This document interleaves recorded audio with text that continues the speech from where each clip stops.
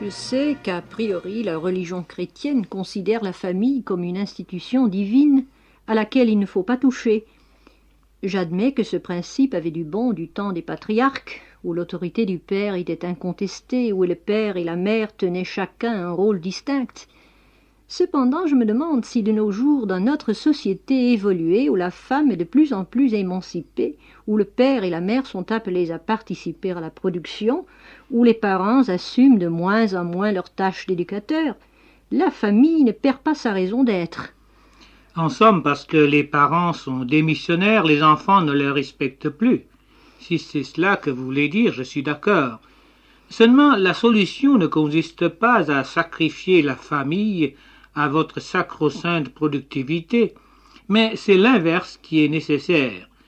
Selon la Bible, en effet, la famille n'est pas une institution fortuite, pouvant disparaître au gré des circonstances et des temps, parce que la vraie raison d'être de la famille se trouve en Dieu.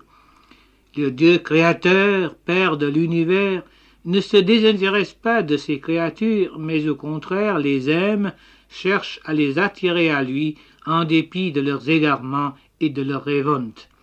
En Jésus-Christ, Dieu s'est même sacrifié pour le salut des hommes. Or, la Bible affirme que toute famille dans les cieux et sur la terre tire son nom de Dieu le Père. Ainsi, les parents humains ne doivent pas seulement être des faiseurs d'enfants, mais des pères et des mères dans le plein sens du terme, liés à leurs enfants par des liens indissolubles d'amour et de sacrifice. Ces liens ne peuvent être défaits ou brisés par la société. Certes, nous avons vu que certaines sociétés, sous prétexte de productivité, de rendement, de staccanovisme, tentent de soustraire dès le jeune âge les enfants à leurs parents, afin de décharger ces derniers de leurs devoirs domestiques. Ces sociétés pourraient tout aussi bien liquider les personnes trop âgées, inutiles à la communauté. Je ne pense pas que ce soit là un fondement valable pour une société saine et heureuse. Par contre, une famille où parents et enfants sont unis par l'estime et l'amour réciproque constitue une base solide et durable. Le 5e commandement du Décalogue concerne précisément la famille et notamment l'attitude des enfants vis-à-vis des parents. Lisez, s'il vous plaît. Honore ton père et ta mère, afin que tes jours se prolongent dans le pays que l'Éternel ton Dieu t'a donné. Vous parliez à l'instant de réciprocité dans les relations d'amour entre parents et enfants. La Bible donne-t-elle aussi des directives aux parents pour l'éducation des enfants? Oui, la Bible ne confère pas seulement des droits aux parents, mais en maint endroit les met devant leurs devoirs. Lisez par exemple dans le livre des Proverbes, puis dans l'Épître aux Éphésiens. Instruis l'enfant selon la voie qu'il doit suivre, et quand il sera vieux, il ne s'en détournera pas. Père, n'irritez pas vos enfants, mais élevez-les en les corrigeant et en les instruisant selon le Seigneur. Voici donc les deux aspects. Les enfants doivent honorer les parents. Les parents, eux, ne doivent pas irriter leurs enfants, mais néanmoins les corriger, les élever et instruire selon Dieu. Quelle est la portée exacte du 5e commandement? Qu'est-ce qu'honorer les parents? Honorer son père et sa mère, c'est découvrir cette extraordinaire collaboration de vie qui existe entre Dieu, le Père céleste, et nos parents. Cette collaboration, pour donner la vie, Ève l'avait bien comprise quand, à la naissance de son premier fils, elle s'écria « J'ai formé un homme avec l'aide de l'Éternel ». Adam et Ève, nos premiers parents, même après la chute, étaient encore assez proches de Dieu pour sentir profondément l'action créatrice du Père céleste à travers eux. Honorer nos parents, c'est reconnaître que nous sommes dépendants de nos parents et de Dieu, que nous ne sommes que le maillon d'une chaîne de vie. Nous ne sommes pas les maîtres de notre existence. Nous n'avons pas choisi nos parents, et c'est Dieu qui les a choisis pour nous. Aussi, pour honorer nos parents, nous ne devons pas nous contenter d'avoir pour eux des sentiments vifs d'amour filial. Nous devons les traiter comme des reflets mêmes de Dieu. L'honneur que nous devons à nos parents ressemble à celui que nous devons à Dieu, moins bien entendu l'adoration. Nous devons à nos parents un sentiment de révérence, de respect et de soumission. Mais est-ce que ce sentiment de respect et de soumission est dû à tous les parents, même à ceux qui ne le méritent aucunement? Je pense par exemple aux parents indignes qui brutalisent leurs enfants, aux ivrognes, aux marâtres et aux beaux-pères qui font des enfants leur souffre-douleur. Il existe hélas de tels parents, et dans tous les pays civilisés il y a des lois qui, en punissant ces parents, protègent les enfants innocents. En ce qui concerne les chrétiens, le problème de l'obéissance aux parents indignes ressemble à celui de la soumission aux autorités établies.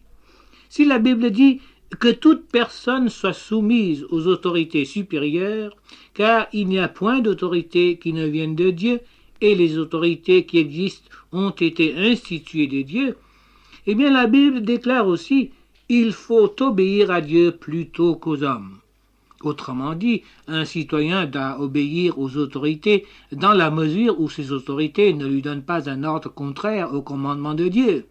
Pour un enfant chrétien, Dieu doit passer avant ses parents terrestres.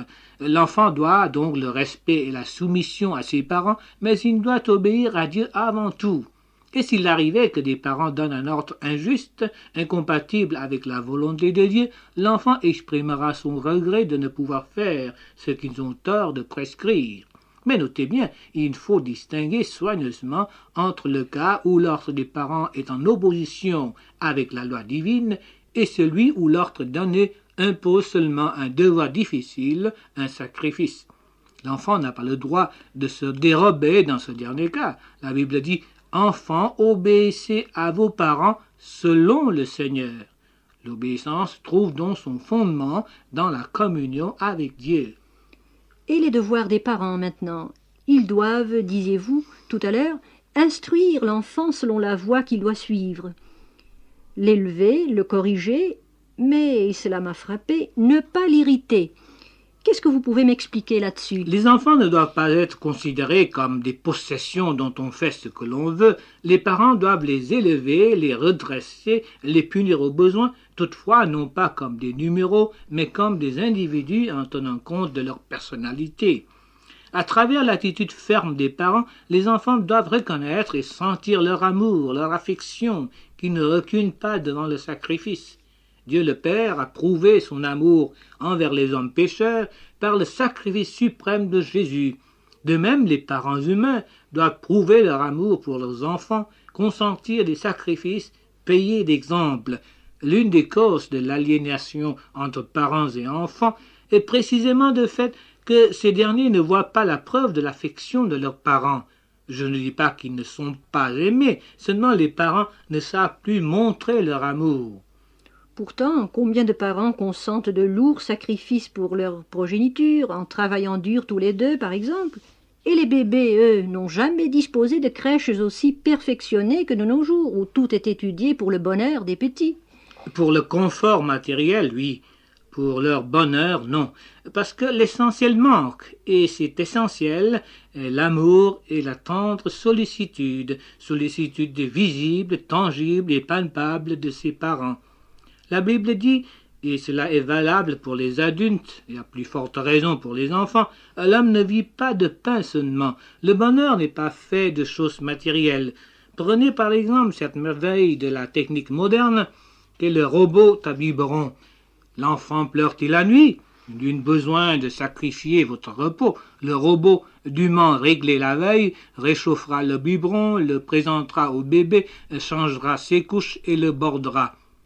Ce que les inventeurs du robot ne disent pas, bien entendu, c'est que ce monstre métallique est incapable de caresser, de bercer, prononcer des mots gentils.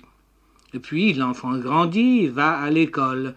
Papa et maman travaillent pour assurer l'avenir de leurs enfants naturellement, un avenir douillet où rien ne manquera matériellement, un lendemain qui chante, quoi.